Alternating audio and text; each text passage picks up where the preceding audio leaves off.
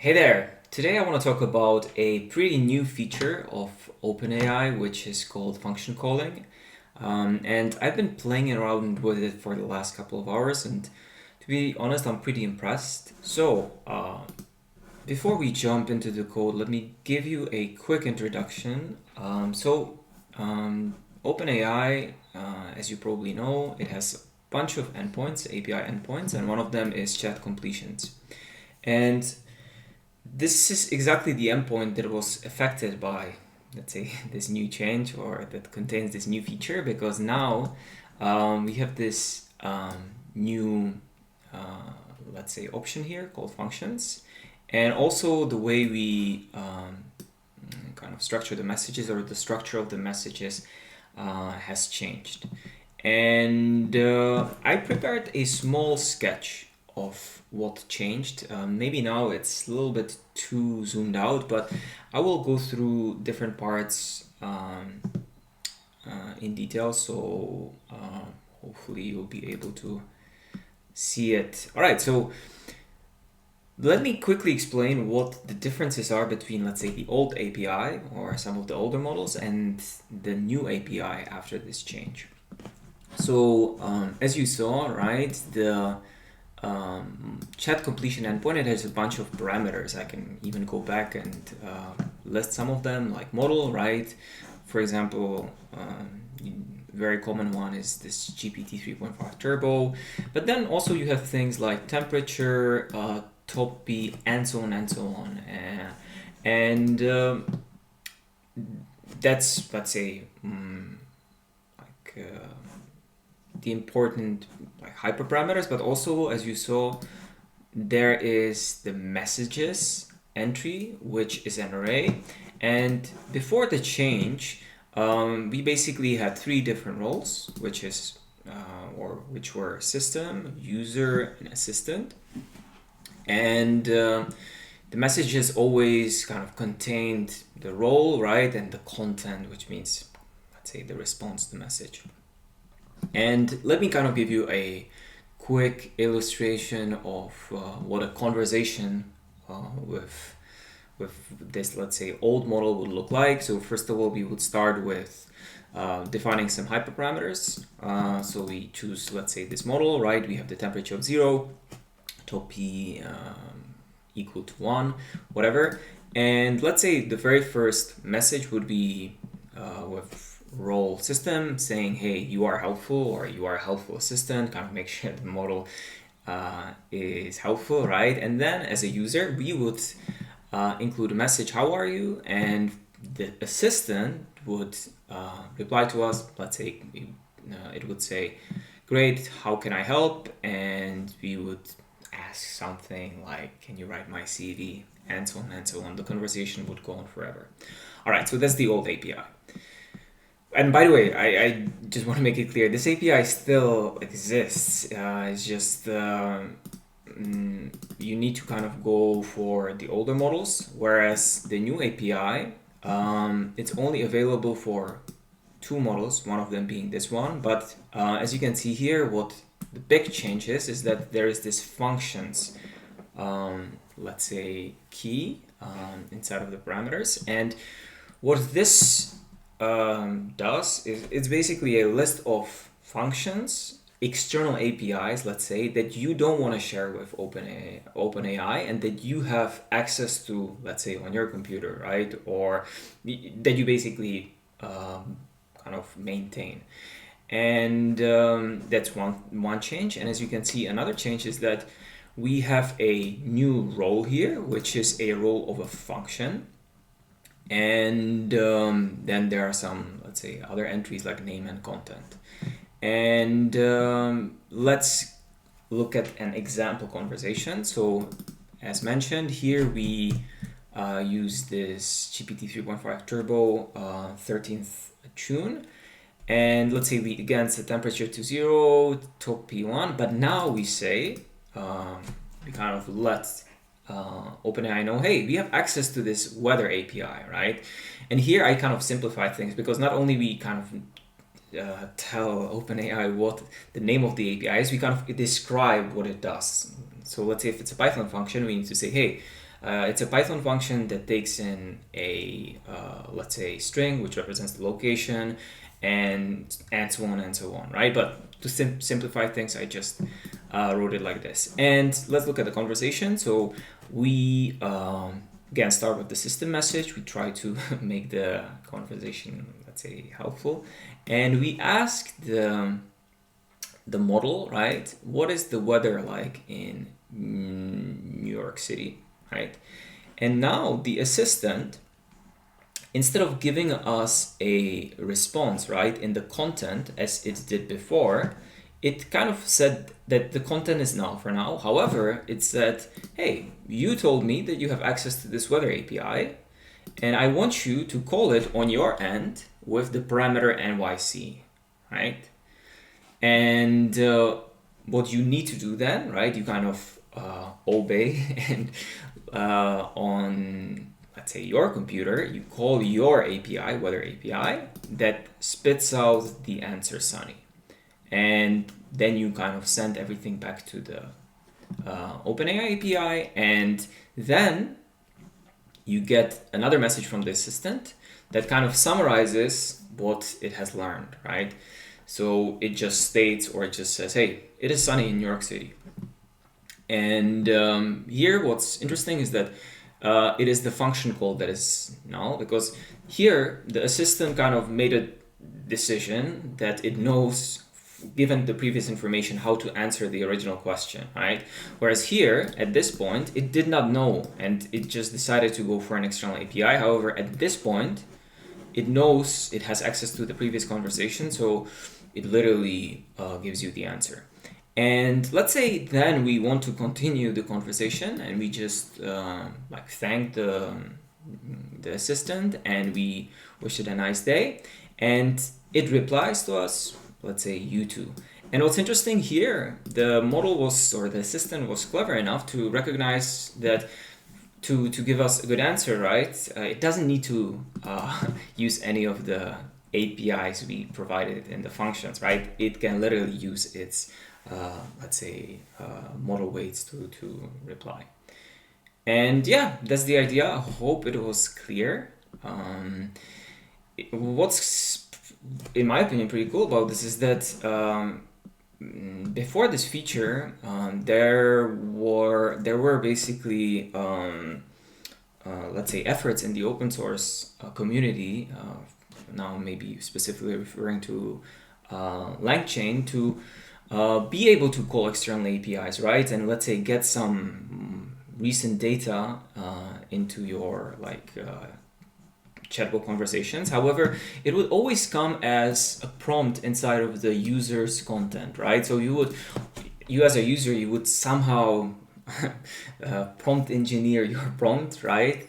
You would kind of insert some information from the from your API and hope that the model would take it into account. Whereas here, I personally don't know exactly how the OpenAI people did this on their background, but it's kind of baked into the API, and it actually works pretty well.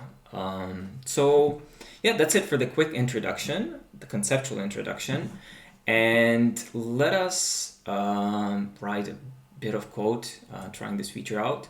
And I decided to have an example where we try to let's say make some basic calculations using or about the, let's say, financial markets. So the idea is that we want to be able to get information about, let's say, market prices of given stocks, right? Let's say an Apple stock.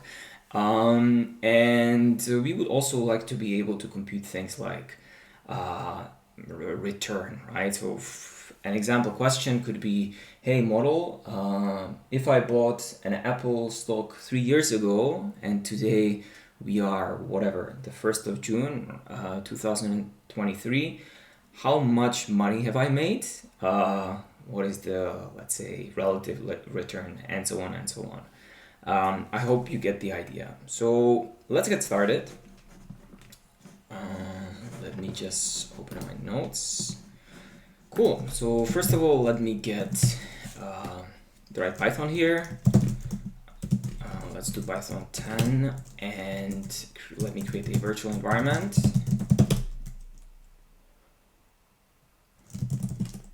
Activate, and here I'm in the same folder. So yeah, I have activated in both of my pens, and let's maybe zoom into this pane and let's write a example script. Cool. So first of all, let me do some imports. We import JSON because I will talk about this later, but whenever we receive the, let's say, assistance API call, function call, you can literally just JSON load what's inside of here because it will be basically a dictionary. All right, so let's do import logging and import operator to write a simple calculator, and finally import system. And let's do import OpenAI, of course, we depend on it, and import Yahoo Finance as Yahoo Finance. So Yahoo Finance will be like an actual, let's say, external API they will be calling. That's why we import this package. Let me set up logging really quickly. Basic config level. So we make sure that the root logger has a verbosity of warning, so it's not very verbose. Let me set up the formatting. It's a nice way. So we want to see the time when the message was emitted and the message itself. This should be good. And also let us create a new logger, logging get logger name, which will be basically example. And for this specific logger, we want to set the level to logging info. Yeah, because we did not want to get, let's say, messages from, let's say, OpenAI loggers or Yahoo Finance loggers. So we disabled all the other loggers except for our logger. Cool. So as you would imagine, we basically need to implement two functions. And by functions, I mean Python functions, but it's basically the same concept as the function that OpenAI refers to in this like new feature. So first of all, let's define a function called getPrice that is going to have two parameters, which is, and the first one is symbol, which is the, let's say, ticker symbol like Apple, so AAPL, and date will be a string in a specific format. I'm not going to write a doc string because we then will have to provide explanations either way. Let me put some message into logger, and let's say calling getPrice with symbol is equal to, yeah, so we'll just print on the symbol, and date will be date. Cool. And let's actually do the clever stuff now. We look at the history. This is something specific to the Yahoo Finance dependency. Don't worry about it. I kind of made sure before that this gives us what we want. So we specify the date as the start date. We say that we care about the period of 1 day, and interval is also 1 day so that we don't fetch more data than necessary, and we don't want to see the progress bar. So let's do progress false. And we simply return the history. Let's say for now that we will be using closing prices, doesn't matter. And this is just some pandas manipulation to get the actual price rather than some, let's say, panda series. Cool. Yeah, just a disclaimer, this is not like 100% correct because, for example, if you point the date to at, let's say, a weekend, you might get the Friday before, I'm not even sure, maybe the Monday after. I don't know, it doesn't really matter for this demo, right? So that's one function that we have. And the second function that we will need to be able to do some, let's say, clever calculations like computing return and so on is a calculator. So let's call it calculate. And it will be basically a calculator that's able to compute bunch of like binary operations, and by binary I just mean that there are two inputs. It will be a string, and here I'm trying to keep it as simple as possible.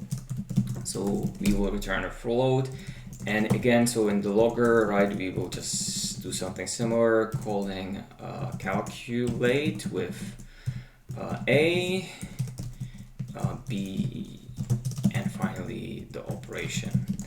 Pretty nice. And here, this is a small hack. We will use the operator module or from the standard library, get, or yeah, let's say subpackage, get attribute, operator, op, A and B.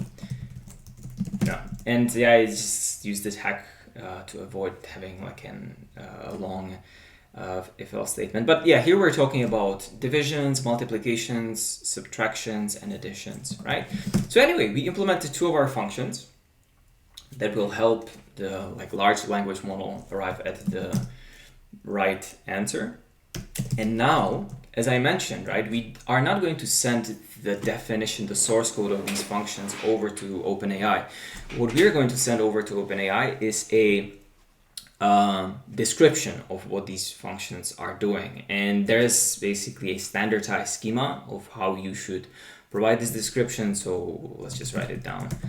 You can find more about this in the documentation. Anyway, so let's name this getPrice metadata, right? And it's going to be a dictionary where the first key is going to be getPrice. This is the name of the function, right? Then we have description. Nothing fancy here, right? We just describe what the tool is doing. Get closing price of a financial instrument on a given date. Yeah, something like this. Looks fine, I guess. The next entry are the parameters. So here it's going to actually be let's say nested dictionary. So here we need to kind of describe parameters one by one, but first of all we say type object. Yeah, I think this is mandatory.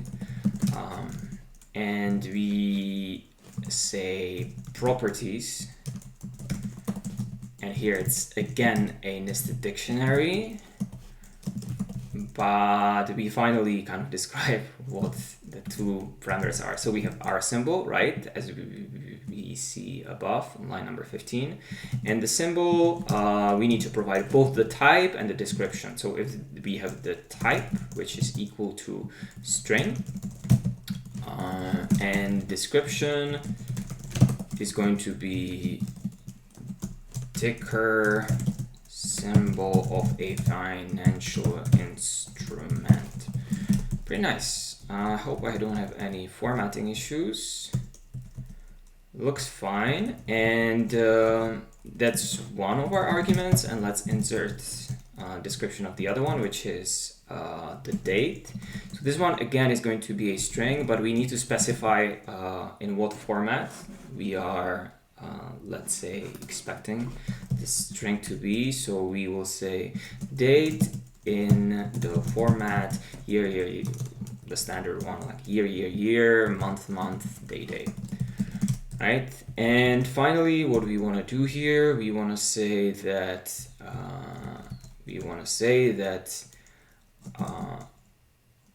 the required parameters, because we don't have any, let's say, kind of optional parameters, right, are going to be both of them. So required is going to be symbol, and it is going to be date. And yeah, I think this should be enough. I hope it makes sense. So we basically just described verbally what the getPrice function is doing. But again, we are going to be sending this one over rather than the function itself. And now let's do the same thing for our calculator. It's a little bit boring, but let's do it. So get calculate, actually stupid, calculate metadata, right? And here we give it the right name. So this is calculate, and we're going to say general purpose calculator should be enough.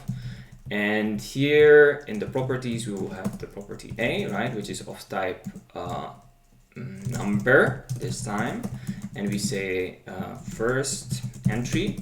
Then we say that we have another argument called b. Let's say this is the second entry. And finally, we have our op, which is going to be a string. And here we have an actually option to provide all the possible values. So we definitely want to use this option because, yeah, this is specific to that, let's say, Python standard library module. So we either can do multiplications, additions, true divisions, which means basically not integer division, and finally we have subtraction. So these are the 4 possible values, and the description is binary operation. All right, and finally, which ones are required? Again, here we need all of them, so something like this should work. All right, so the boring part is done, right? So we kind of defined our functions, and now we can actually just start communicating with the OpenAI API. So let's first of all create a list of messages. So it's going to start with, so I'm not going to include the administrator, or sorry, the system message at the beginning. I'm right away going to start with a user message, right? Which will be the original question that we want to answer. So let's say role is going to be user, and the content we will just read this from the command line, right? So that we can play around with this and kind of iterate in a quick way. And again, let me kind of go back to the sketch here. Since we are just sending a message as a user, the only thing we need to provide is content. Yeah, so I hope that's clear. And now we will have a loop, while loop, that is true. And we basically are not going to stop, right? So my idea here is that we will wait all the way until this moment. Because this is the first time the model is not using function call, and it gives us a response that is not dependent on a third-party API. So we will, and this can here there's just like one API call, but in reality there can be way more API calls, right? So basically, yeah, hitting this case will be the stopping condition. So yeah, first of all, let us send a request to the OpenAI server, right? So we have the OpenAI Python package, which is similar to, let's say, using the REST API. So we have chat completion create, and here, as I said, we have a bunch of hyperparameters to be able to use this new feature, right? The video is about, we need to use, let's say, this model. There's also GPT-4 that has this, but I guess this one is fine for now. Hopefully I did not misspell it. Then temperature, I always tend to set this to 0 just to make sure the model kind of goes for the most likely option. And here we need to provide the messages, right? So all the past messages that we have exchanged between the assistant, the user, the function, and the system. And it will be, we pointed this list that we will keep on like updating constantly. All right, and finally, now I think this is actually enough. Yeah, and now the most important thing is our functions, right? So we have 2 custom functions that we want to, let's say, introduce to OpenAI and let OpenAI know that we have, or the assistant. But again, we are just send the metadata. So we do get price metadata, and here we do calculate metadata, right? And that should be it. So first of all, let's say we received a response, and we are expecting this to be a response from the assistant, right, of role assistant. So we kind of extract just the message because there are more things. So here, this is just like boilerplate for extracting just the message, a single message. And we are going to, first of all, append it to our history of messages. So I will just say message, append messages, right? And now we have we need to check whether we reach the stopping condition. So if function call not in message, we break out of this while loop. And again, let me go back to the sketch. If we arrived at a point where this function call is none, which is exactly here, we assume that we received the final answer from the assistant. However, if that's not the case, and let's say we are in the following case where the assistant provided a function call, which means, in other words, that it wants us to call one of our two APIs, we actually need to call the API, right? So let's implement this logic, call custom function, and the model will always, maybe it was not clear, but it can only call one API at a time, right?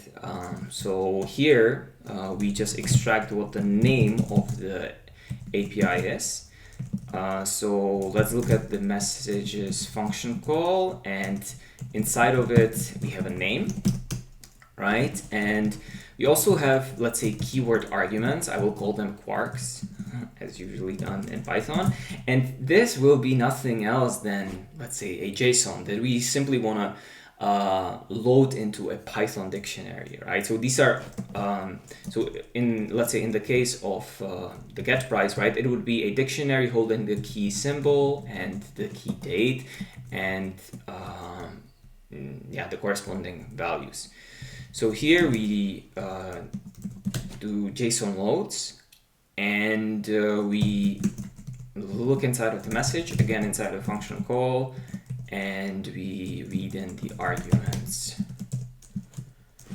Yeah, and by the way, this is one of the pretty magical aspects of these like calling functions or function calling functionality.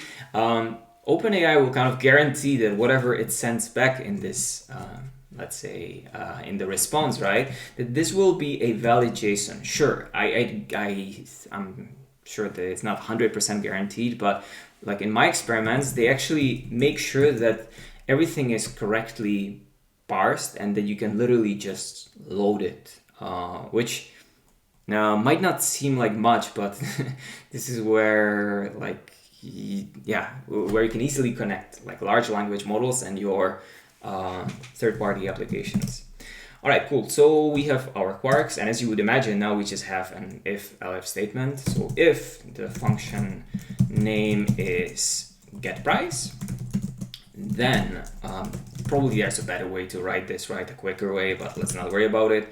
We call getPrice, we pass the arguments that the assistant thinks we should be using, and we save it in the variable output.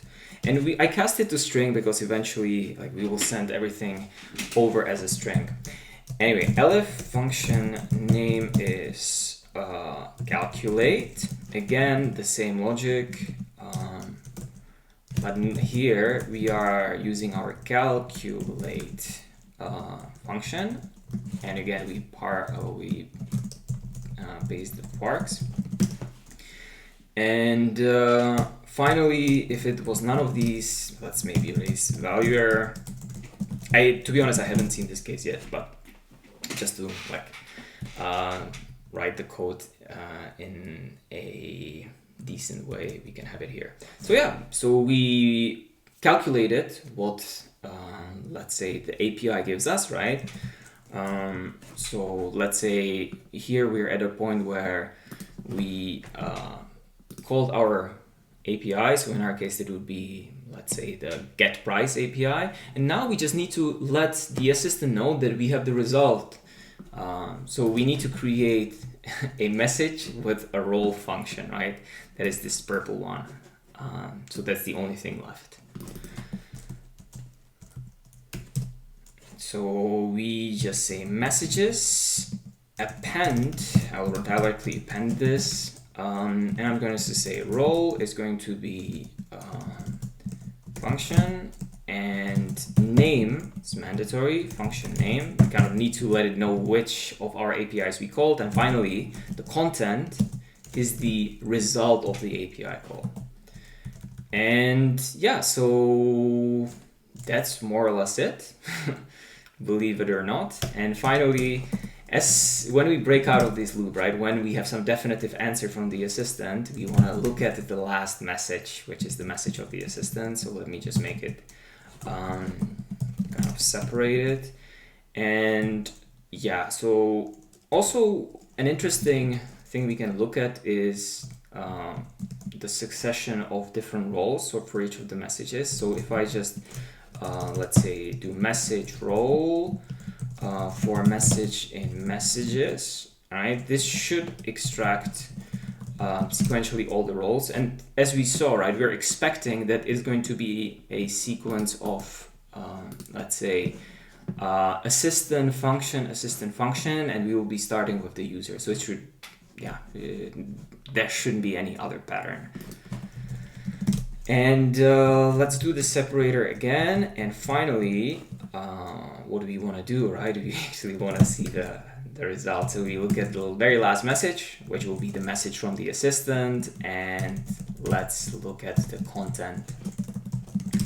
And yeah, that should be it. So let me try to run this. So if I do Python, let's say example, there will probably be some issues, but we'll quickly fix them. How are you? So let's see. Yeah, we need to install all the things. So let's install OpenAI and finance. I believe that's the name of the package. This might take some time. And is there anything else we need to install? I don't think so. Yeah, we only depend on OpenAI and Yahoo Finance, and all of these are standard library, let's say modules, so it should be fine. And this seems good. So let's do Python again. How are you? And something is happening, which is maybe just the fact that we are importing some of these libraries for the first time, so there will be some overhead. And we get a response. It worked. It's funny that I got it right the first time around. Anyway, so here I wanted to show you a case where we don't ask any, let's say, questions that need to be answered by using third-party APIs, right? Like if I ask the model or the assistant, how are you?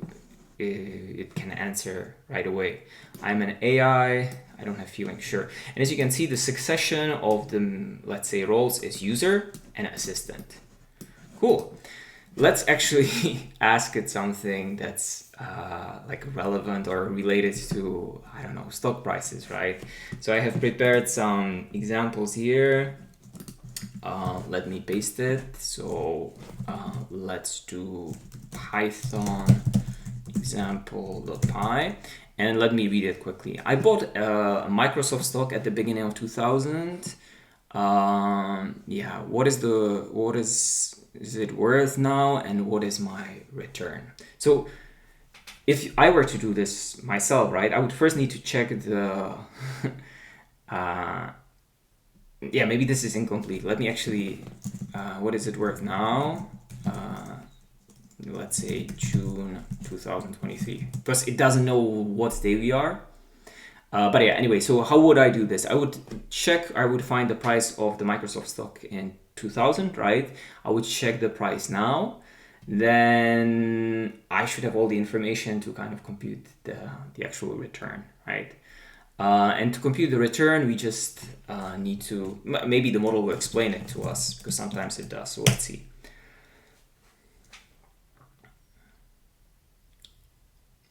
All right, so we have some problem. Let me see. Are not allowed. Context wasn't expected. Let's see. Context. Yeah, this is actually content. I'm sorry, stupid. My bad. Let's run this again. So we see that we have the logger messages from our functions, right? Which is super interesting. So let's focus on the final message. So it says the Microsoft stock that you bought at the beginning of 2000 is currently worth 332 as of June. This is pretty decent. That's what we wanted, right? Your return on investment is approximately this. It's huge, right? But it was not maybe clear. Did it actually check whether what the price was of the stock, let's say in 2000? And it did. As you can see, these are the logger calls, and it looked at the Microsoft stock at this date. Then the next API call was basically the same ticker, however different date, and finally you use the calculator to compute the return.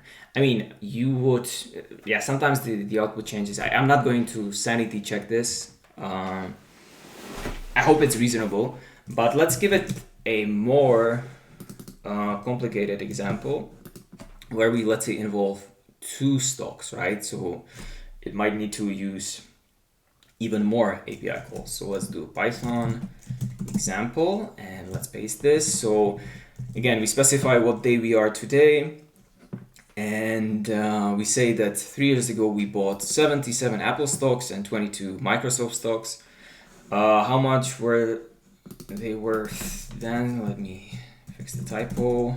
Worth then, and how much are they worth now? Let's see what it has to say.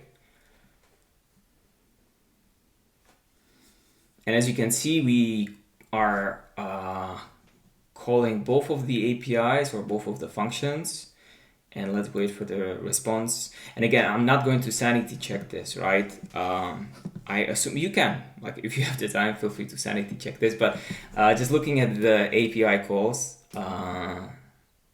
it did what I would expect it to do. So we got the prices of both Apple and Microsoft at both of those dates, right? And then we used the multiplication operation to kind of multiply our total value of the portfolio. So I think this is legit. Maybe last thing that I would like to point out is, again, there is this alternation between assistant function, assistant function, assistant function, assistant function, and we broke out of the loop as soon as the assistant had this specific response and was not asking us to use the API anymore. And again, in theory, you can continue forever, right? Like, you don't have to break it here. You can continue the conversation, but I think doing it like this for this demo was more than enough. Anyway, I hope you found this interesting, and I will see you next time.